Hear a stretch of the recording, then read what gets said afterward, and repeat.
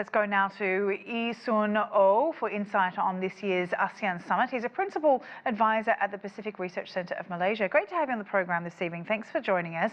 Let's just start off with what our reporter Ryan Meltzer described this summit as the bedrock for giant free trade deals. How important then is this summit given the climate of trade wars around the world?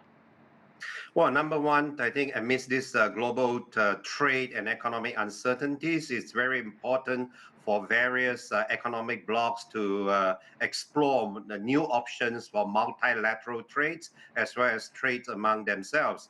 That's why ASEAN, under Malaysians' rotating leadership, it's very anxious and very proactive in pushing for this GCC ASEAN China summit, and hopefully some sort of very constructive and fruitful outcomes will come out from this summit.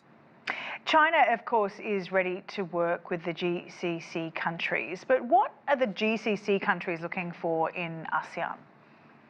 Well, I think ASEAN's ability to transform itself from essentially an agricultural society to a very industrialized one, and now perhaps it's the fastest growing region in the world. I think all in the space of, let's say, half a century or less. So I think that's very valuable lessons and experience for Gulf countries, which traditionally perhaps depend too much on a single product, namely oil and perhaps gas.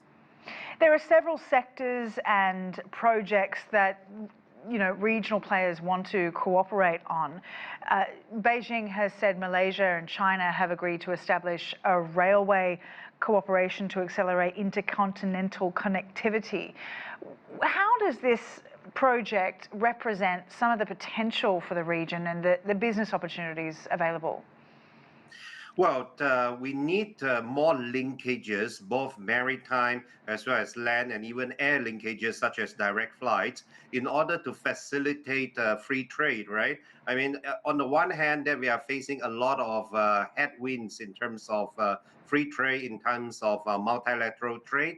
But, well, amidst all these uncertainties, we have to strengthen our own capacity, especially in terms of logistics, in terms of transportation and communication linkages. That's why it's very important for us to establish, for example, a rail link all the way from Singapore on the one hand to perhaps the Middle East or even further to Eastern Europe. And China, of course, with its vast experience in its own country and beyond, could provide us with valuable technology in that respect.